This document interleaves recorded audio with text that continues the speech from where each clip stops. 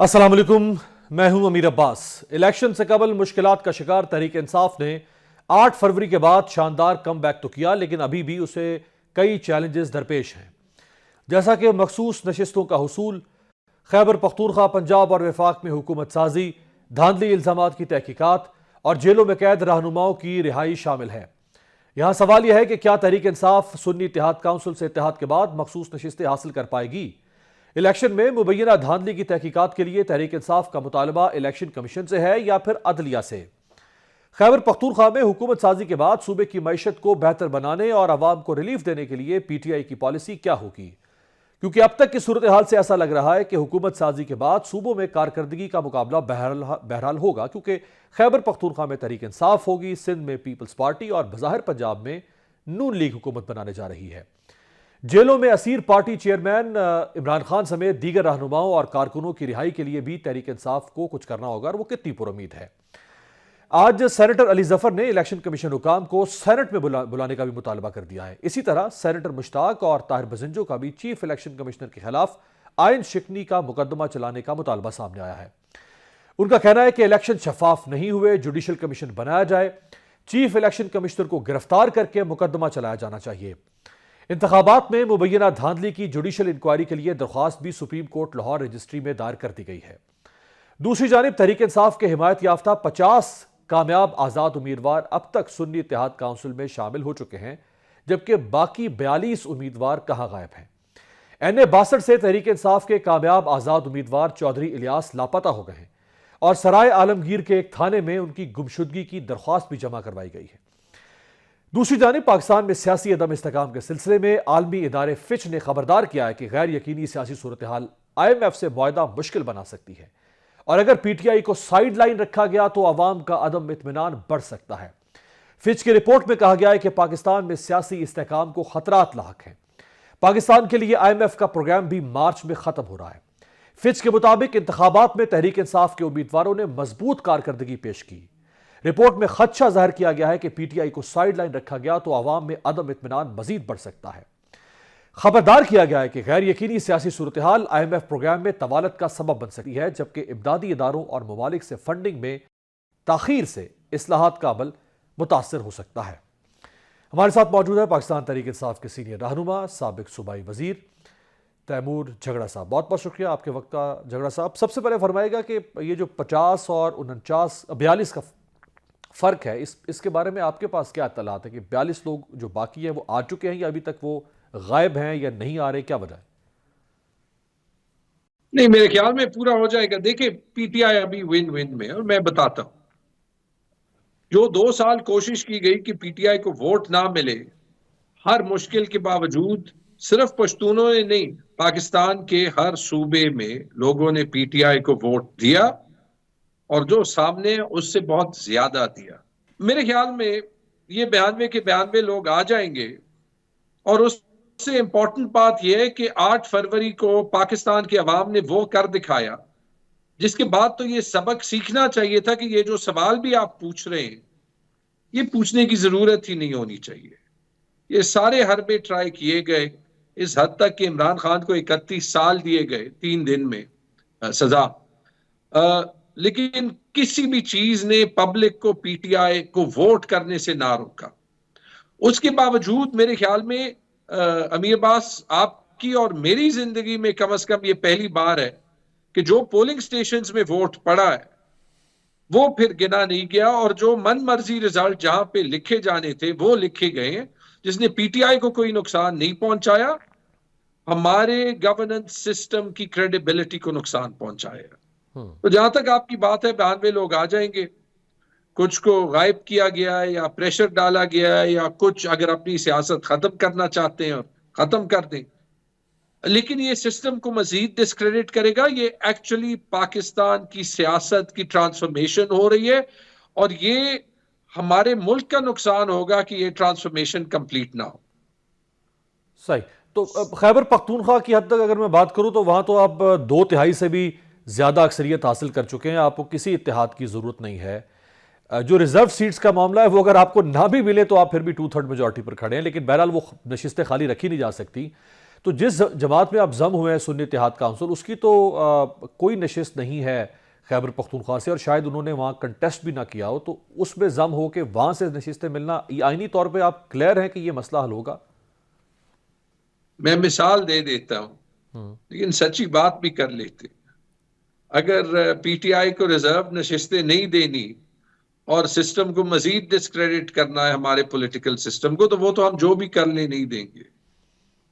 मिलनी तो तब भी चाहिए अगर हम पीटीआई में भी शामिल हो जाएं। ये वही किस्सा है जो हमारे इंट्रा पार्टी इलेक्शन के नुक्ते उठा के उसको जो है वो कलअदम करार करके हमसे सिंबल लिया गया, लेकिन जो 8 फरवरी को और फिर 9 फरवरी को सबके सामने हुआ है, उसकी परवाह ना इलेक्शन कमीशन को है, ना माजरत के साथ अभी तक सुप्रीम कोर्ट ऑफ पाकिस्तान को रही है।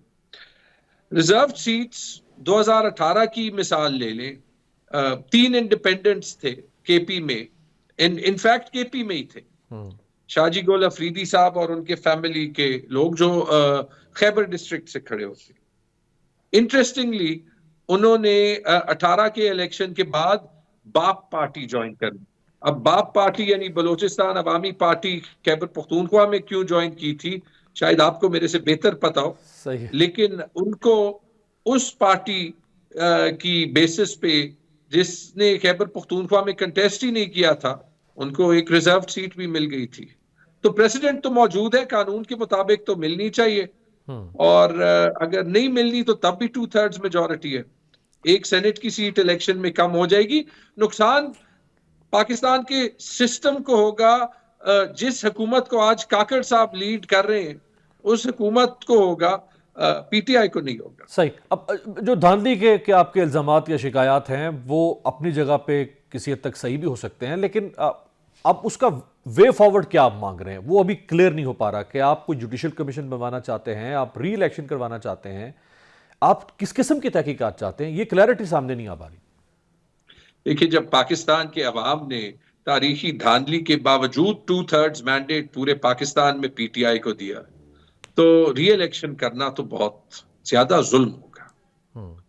करना तो ये चाहिए कि जो फॉर्म 45 ट्रांसपेरेंटली आए हैं वो फॉर्म्स 45 गिने जाए, ताकि पता चल जाए कि अवाम का मैंडेट किसको मिला है। देखिए, मैं 2 चीजें सोच रहा था।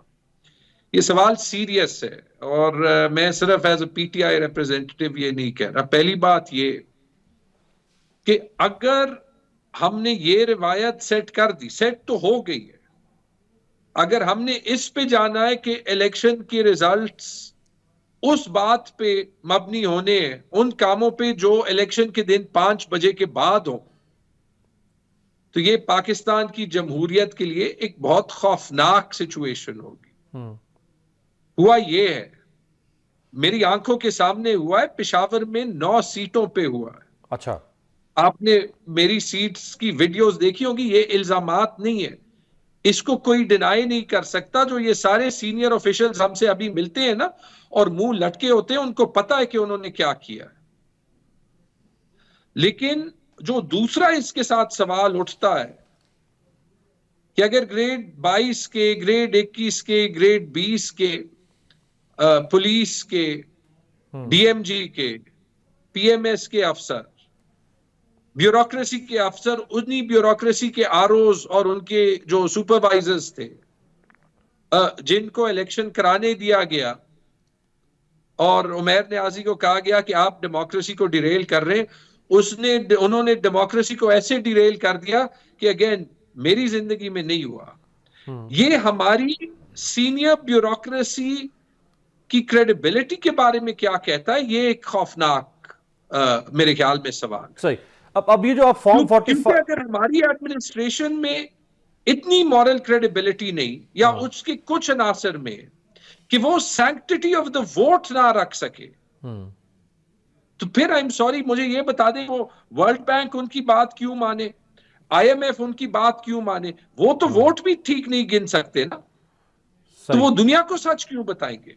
अच्छा, ये फरमाएं कि जो आप फॉर्म 45 और 47 के डिफरेंस के ऊपर जो पीटीआई का स्टांस है, अगर आप इसी रास्ते को भी इख्तियार करें, और जो ड्यू प्रोसेस है वो तो बड़ा लेंथी है, उसमें आप ट्रिब्यूनल्स में जाएंगे, फिर वो हाई कोर्ट्स में, फिर सुप्रीम कोर्ट्स में, आपको पता है कि मामला 4-4 साल भी चलता है, और हत्या कि पिछली पार्लियामेंट के भी जो डिसीजन थे 2018 के इलेक्शन के, वो भी 2021 तक आते रहे हैं, तो वो तो बड़ा उस पर तो इंतजार करना पड़ेगा आपको।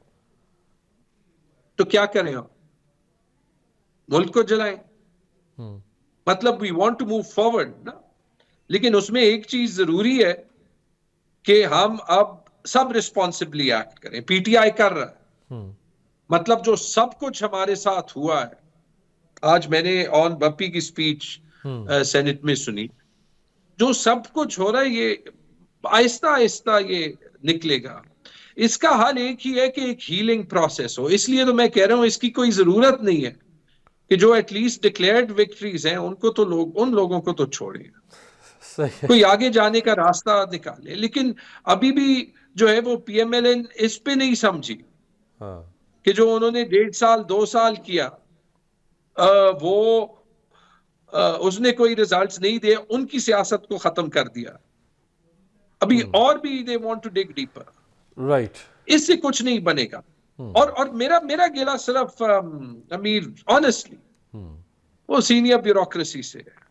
ये कमिश्नर पिंडी बोले हैं, करना तो उनको भी नहीं चाहिए था जो उन्होंने किया है, लेकिन ये आवाजें उठेंगी। ये मुझे काकर साहब की स्टेटमेंट पे भी बड़ा अफसोस है। ये तो रादर देन जी, ये तो बहुत सीरियस और बड़ा ग्रेव इशू है पाकिस्तान के सिविल सर्विसेज का। वो इस हद तक पॉलिटिसाइज, इतनी कंटेमिनेट हो चुकी है और सक्सेसिव रिजीम्स में होती चली गई है। ये जो पॉलिटिसाइजेशन ऑफ ब्यूरोक्रेसी है, इसमें तो कोई दो राय नहीं है।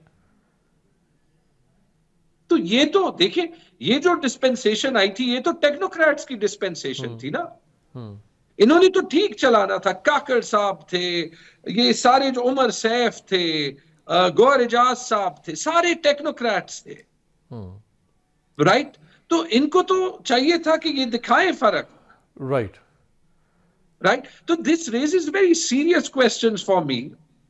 एंड अगेन मैं एक पीटीआई के रिप्रेजेंटेटिव के तौर पे नहीं बोल रहा। मॉरल अथॉरिटी और मॉरल लेजिटिमेसी आपके एक्शन से आती है। जो सही काम जो मैंने सीखा है वो कानून और आईन बनाने से नहीं आता। अगर हमारी पावर सर्कल्स जिनमें हम सियासतदान शामिल हैं, हम कानून और आईन को सिलेक्टिवली फॉलो करना चाहें सिर्फ, और तो जो भी कानून बना ले, जो भी आईन बना ले, वो नहीं काम करेगा। जिसको आपको बताता है कि why Pakistan is in the state it's in. बिल्कुल सही, जिसको चेरी पिकिंग कहा जाता है, यानी आप अपनी पसंद का कानून मुंतखब कर लेते हैं अमल दरामद के लिए और बाकी कवानीन को नजरअंदाज कर देते हैं। एक अहम नुक्ता जो झगड़ा साहब ने उठाया कि जो हुआ सो हुआ, 8 तारीख को शाम 6 बजे के बाद जैसी तैसी भी जो सीटें 92 के करीब मिल गई, कम अज कम वो तो तरीके इंसाफ के पास रहने दी जाए और 92 में से तो लोगों को तोड़ तोड़ के कहीं और न भेजा जाए। बहुत बहुत शुक्रिया। हमारे साथ मौजूद है तैमूर झगड़ा साहब। एक ब्रेक पर जाते हैं, ब्रेक से वापसी पे पीपल्स पार्टी का मौका हासिल करेंगे।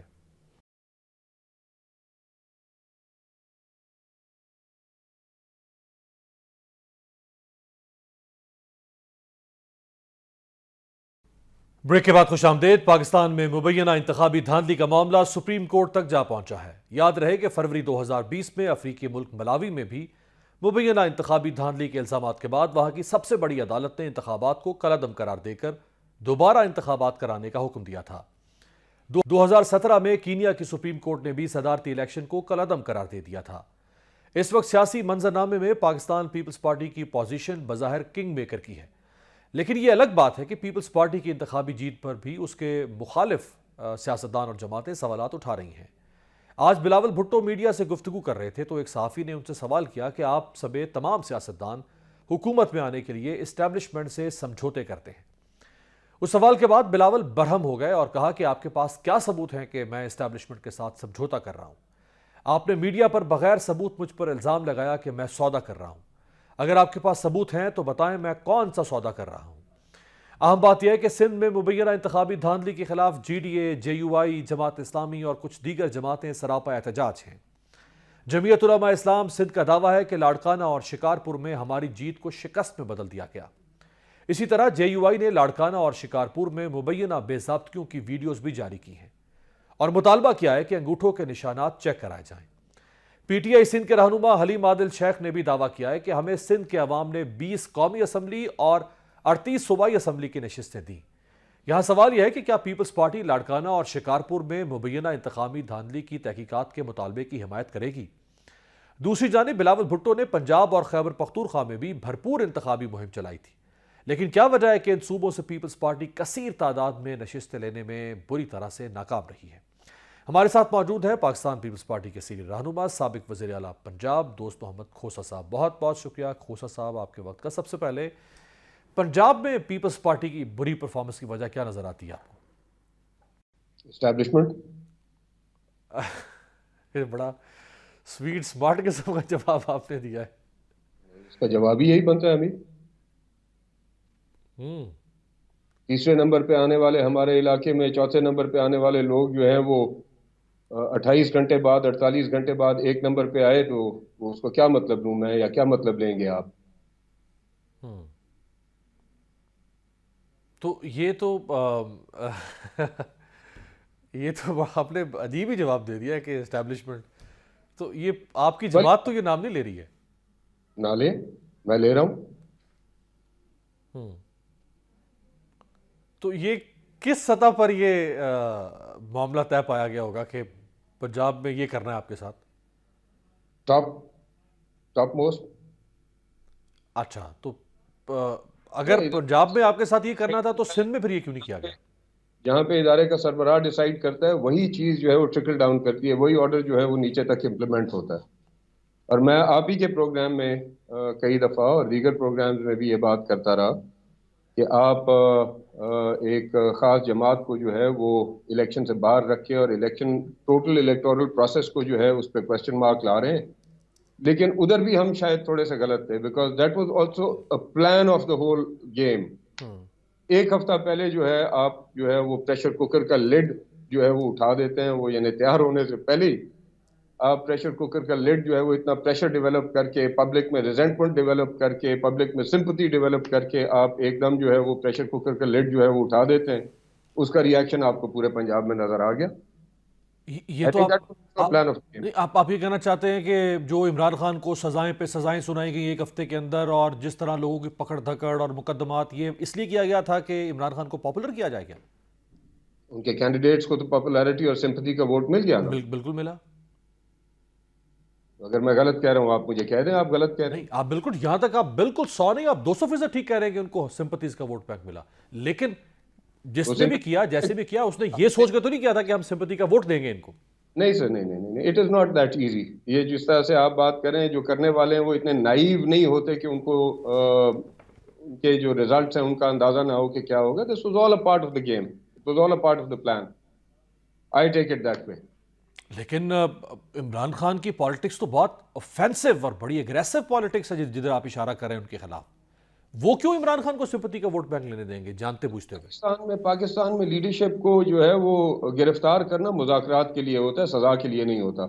एक सजा मिली थी जुल्फ़िकार अली भुट्टो शहीद को, बस। उसके बाद कोई मरकजी सतह का कोई कायद या कोई लीडर किसी भी जमात का उसके खिलाफ प्रूफ आए हों मीडिया पे और अदालतों के अंदर कि ये इन मिसडूइंग्स के अंदर और इरेगुलरिटीज के अंदर इन्वॉल्व है, किसको सजा हुई है आज तक? ये सिर्फ कायदीन को जो है जमातों के, उनको अलहदा किया जाता है उस क्राउड से जो उनको तनहा फैसला नहीं करने देते। जब वो तन्हाई में होता है तो फिर बहुत सारे फैसले हो जाते हैं। पाकिस्तान में किसी कायद का, किसी पार्टी लीडर का गिरफ्तार होने का मकसद मुज़ाकरात होता है, सजा नहीं होती। लेकिन मुज़ाकरात तो नहीं किए इमरान खान ने, ना हुए, ना कामयाब हुए, ना शुरू हुए। कौन कहता है? अच्छा। आपकी आंखें बंद हैं, हमारी आंखें बंद हैं। आपको इतला नहीं है, हमें इतला नहीं है कि उनके साथ कौन कौन मिलता रहा है इसी प्रोसेस के अंदर। हाँ, ये बात ना करें ना। आप शायद नहीं कह सकते, मुझसे क्या अलवाना चाहते हैं कह रहा हूँ। नहीं, मैं चाहता हूँ आप भी बहुत कुछ ना कहें। मैं आपसे भी वो शायद उस हद तक आपसे भी निकलवाना चाहता। मैं इसीलिए भी अभी तक मैं उसी सकते हुए जो आपने मेरे सवाल का पहला जवाब दिया था। तो ये फरमाए कि में तो सारी कौम है भाई, खाली आप नहीं है, सिक्ते में तो सारी कौम है।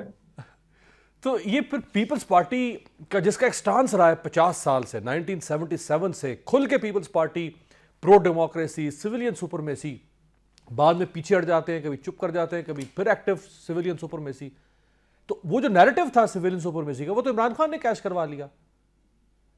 नहीं, आई डोंट थिंक सो।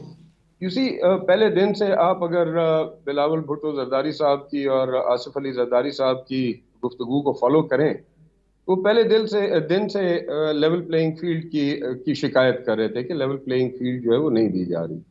अगर इसी तरह के शैम्ड इलेक्शंस कराने थे तो फिर बता देते पार्टीज को कि जी आपको इतना हिस्सा मिलेगा, आपको इतना हिस्सा मिलेगा, आपको इतना हिस्सा मिलेगा, आप अपना जैसे आगे मर्जी करना चाहें करें। ना एनर्जीज वेस्ट होती, ना पब्लिक के इंटरेस्ट जो है वो उस हद तक जाते कि जी हम अपने कैंडिडेट्स को, अपनी पार्टीज को, अपने सोच को सपोर्ट करें, ना लोगों के फाइनेंसेस जो हैं वो जाया जाते, ना कौम और मुल्क के फाइनेंसेस जाया जाते। ये पहले ही at the brink of default मुल्क खड़ा हुआ है, उसके अरबों रुपया अपने एक शैम्ड इलेक्शन के ऊपर जो है वो लगा दिए।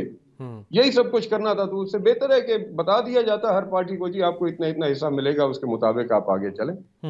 ये क्या डेमोक्रेसी है? बिल्कुल सही है। तो ये फरमाएं कि जिस तरह आपने कहा लेवल प्लेइंग फील्ड, सबसे पहले बिलावल साहब ने लेवल प्लेइंग फील्ड की बात की, लाडला का उन्होंने नवाज शरीफ साहब को। पंजाब से बुरी तरह से पीपल्स पार्टी 13 में हार गई, 18 में हार गई, 24 में हार गई।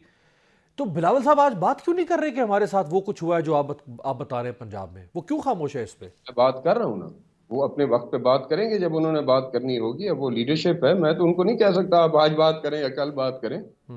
वो जब बात करेंगे, मैं आज बात कर रहा हूँ और मैं उस पार्टी का हिस्सा हूँ, मैं बात कर रहा तो हूँ। आपने गो अहेड लिया पार्टी से कि आप इतना सख्त मौकिफ लेने जा रहे हैं? आप फैक्ट्स को किस तरह से डिस्टॉर्ट कर सकते हैं?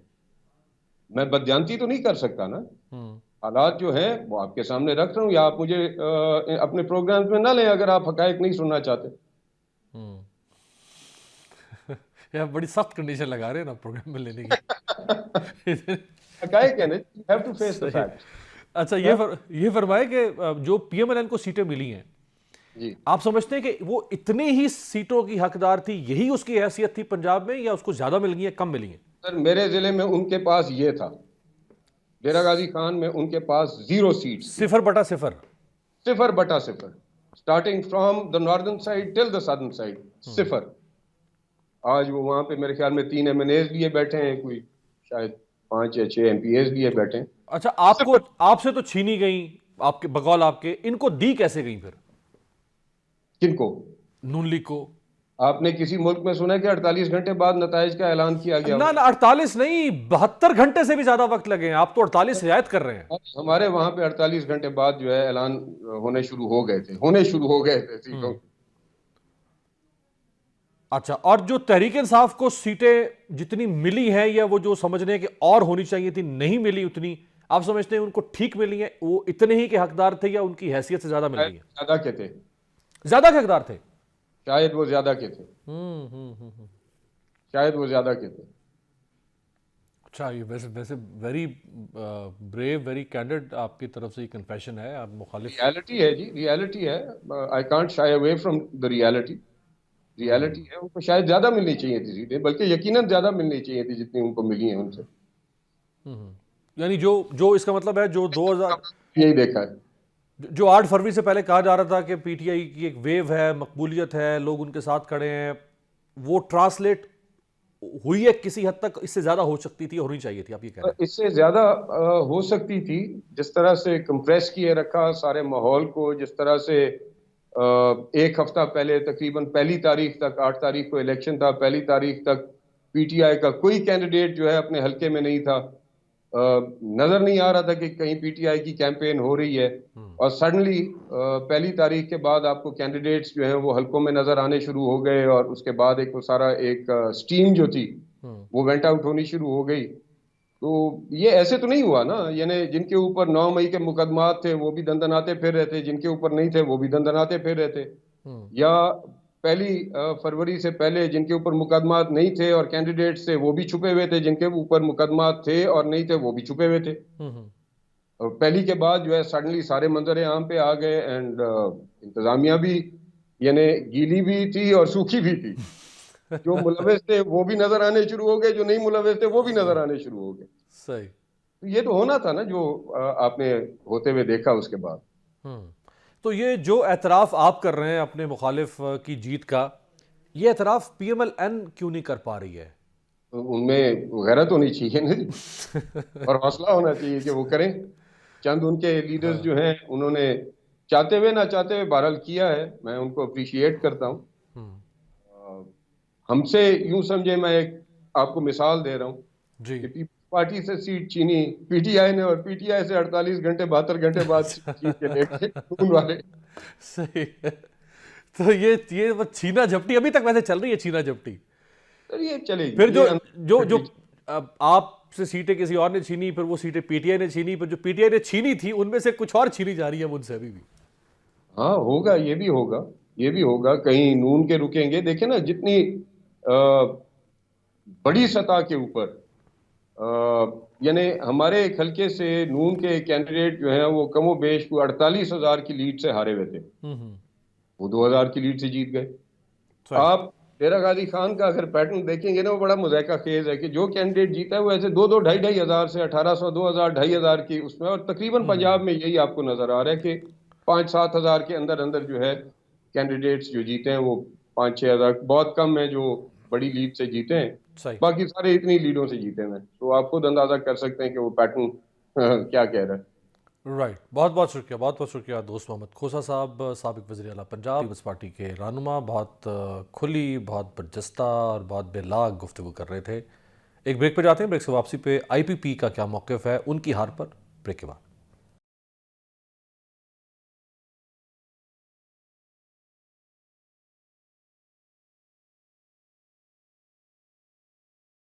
ब्रेक के बाद खुशामदेद। पाकिस्तान में आम इंतखाबात से कबल जो सियासी बहरान जारी था वो इलेक्शन के बाद भी कम होने के बजाय मजीद बढ़ता नजर आ रहा है। सारी दुनिया में आवाजें उठी कि साबिक हुक्मरान जमात तहरीक इंसाफ को इलेक्शन में लेवल प्लेइंग फील्ड नहीं दी गई। इस जमात को तकसीम करके नए धड़े वजूद में आए। इलेक्शन से कबल तहरीक इंसाफ छोड़कर बड़े बड़े रहनुमा और इलेक्टेबल्स इस्तेहकाम पाकिस्तान पार्टी में शामिल हुए। IPP ने भरपूर इंतखाबी मुहिम चलाई, पुरकशिश मंशूर दिया। रियासत ने किसी किस्म की कोई रुकावट भी खड़ी ना की, लेकिन इसके बावजूद इस पार्टी के सरबराह जहांगीर तरीन समेत कई रहनुमा अपनी अपनी नशिस्तें तक न बचा सके। ये जमात कौमी असम्बली में बामुश्किल 3 नशिस्तें, जबकि पंजाब असम्बली की सिर्फ 1 नशिस्त ही हासिल कर सकी है। ऐसा क्यों है? हमारे साथ मौजूद हैं IPP के तर्जुमान सीनियर सियासतदान फयाजुल हसन चौहान। बहुत बहुत शुक्रिया चौहान साहब आपके वक्त का। सबसे पहला सवाल ये कि कोई रुकावट नहीं थी, वसाइल भी थे, इलेक्टेबल्स भी थे, इतनी बुरी परफॉर्मेंस की क्या वजह हो सकती है? बिस्मिल्लाहिर्रहमानिर्रहीम। देखें, हम जिस क्रिटिकल सिचुएशन के अंदर 9 मई के वाकयात, पार्टी टूटना और फिर तहरीक इंसाफ के पीछे पिछले 1.5-2 साल से एक आलमी सतह के ऊपर बैरूनी ताकतों का सोशल मीडिया के जरिए से एक इन्फ्लुएंस, और फिर ऑपरेशन गोल्ड समेत के तहत जनाब करोड़ों अरबों रुपए की इन्वेस्टमेंट, और फिर पार्टी टूटने की वजह से और मुल्की हालात की वजह से जो एक मोहब्बत और नफरत का माहौल, इस पूरे माहौल के अंदर हम इलेक्शन लड़ के अगर ये रिजल्ट दे रहे हैं कि जिस वक्त हमारे हवाले से कोई एक्सेप्टेंस पब्लिक के अंदर प्री प्लान्ड, जिसे कहते हैं सोशल मीडिया के जरिए से, वो नहीं थी। लेकिन दूसरी तरफ मैं आपको तजिया रख देता हूं उसी PTI का, जिसको इस वक्त पाकिस्तान की सबसे पॉपुलर पार्टी सोशल मीडिया के अंदर कहा भी जा रहा है। और सिचुएशन ये है कि उन्होंने पहला इलेक्शन लड़ा था 1997 में, तो बानी चेयरमैन तहरीक इंसाफ अपनी 3 नशिस्तों से उनकी जमानत जब्त हुई थी, और हर कौमी असम्बली के उम्मीदवार और सूबाई असम्बली के उम्मीदवार की जनाब जमानत जब्त हुई थी। बिल्कुल। दूसरा इलेक्शन लड़ा था 2002 में, तो बानी चेयरमैन तहरीक इंसाफ की 2 नशिस्तों पर जमानत जब्त हुई थी। एक नशिस्त बड़ी मुश्किल से मियां वाली की निकली, और हर MNA और MPA की जनाब जमानतें जब्त हुई थी। अगर उस कंटेक्स्ट में देखें अमीर साहब, तो हमारा कोई रिजल्ट को इतना बुरा भी नहीं है कि हमने पहला इलेक्शन लड़ा, और उस वक्त जो बानी चेयरमैन तहरीक इंसाफ इलेक्शन लड़े थे वो तो उस वक्त हीरो थे, ताजा जनाब, हीरो जनाब के ठीक है, क्रिकेट का एक उस वक्त करिश्मा था और विलन के तौर पे बिल्कुल जनाब लोगों के सामने थे। चले, वो आपको हौसला अफजाई कॉन्सोलेशन प्राइज आपका बनता है कम से कम। ये फरमाए कि जहांगीर तरीन को मुस्ताफी होना पड़ गया, परवेज खटक को मुस्ताफी होना पड़ गया, जहांगीर तरीन को सियासत से अलहदी इख्तियार करना पड़ गई। आपकी सारी बातें मान लेते हैं, क्या आपको भी एहसास है कि आप लोगों ने क्या फैसला किया, उसमें कहाँ कहाँ गलतियां थी? एक जमात को तोड़ तोड़ के लोग जैसे आपके यहाँ लाए जा रहे थे, क्या उससे लोगों में एक्सेप्टेबिलिटी हो सकती थी? फिर जिस तरह आप लोगों ने सारा महाज खोल दिया अपनी साबिक पार्टी के कायद के खिलाफ, उससे कैसे लोग एक्सेप्ट कर लेते एकदम? कुछ आप भी तो गलतियां तस्लीम करें ना अपनी। आप मुझे बताएं हम क्या करते?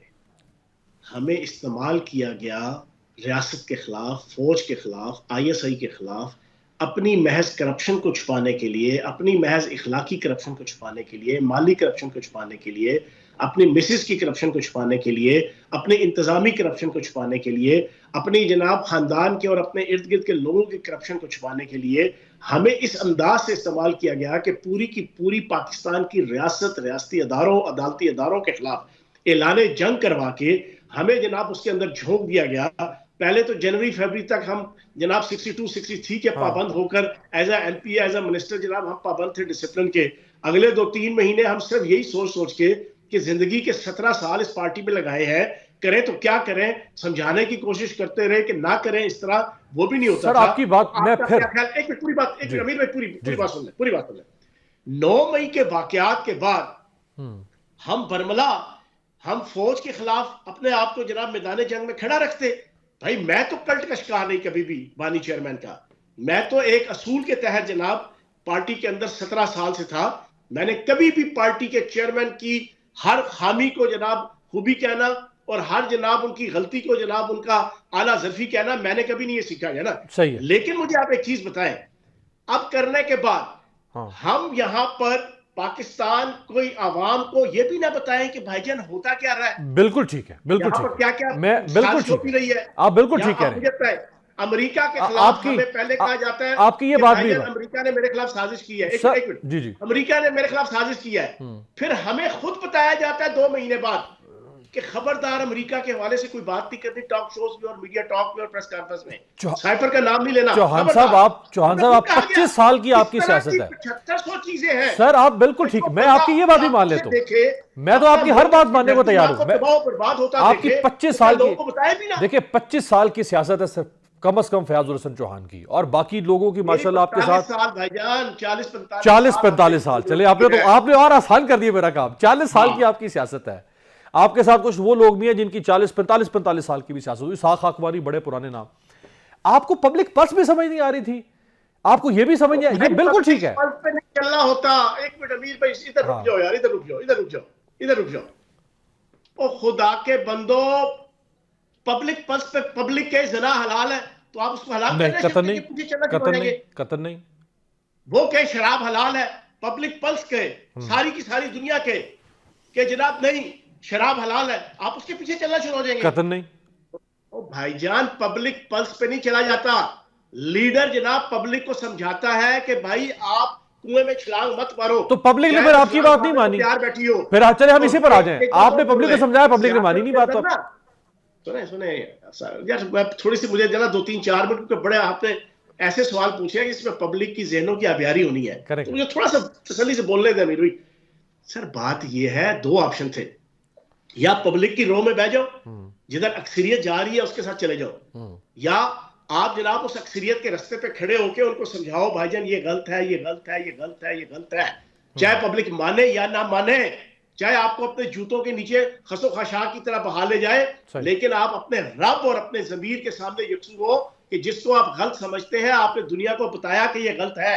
बिल्कुल, मैं अल्लाह पाक की जात को हाजिर नाजिर जान के रब्बे काबा की कसम खा के कह रहा हूं कि मुझे फख्र है कि मैंने वो पूरी तहरीक फसाद फिल अर्ज छोड़ी, और छोड़ने के बाद डंके की चोट पे खत्मे नबूवत के मुनकरों के खिलाफ और यहूदी लॉबी के हाथों इस्तेमाल होने वाले उस पूरे ग्रोह और उसकी लीडरशिप की जितनी बेकसूरतियां हैं पब्लिक के सामने रख रहा हूं।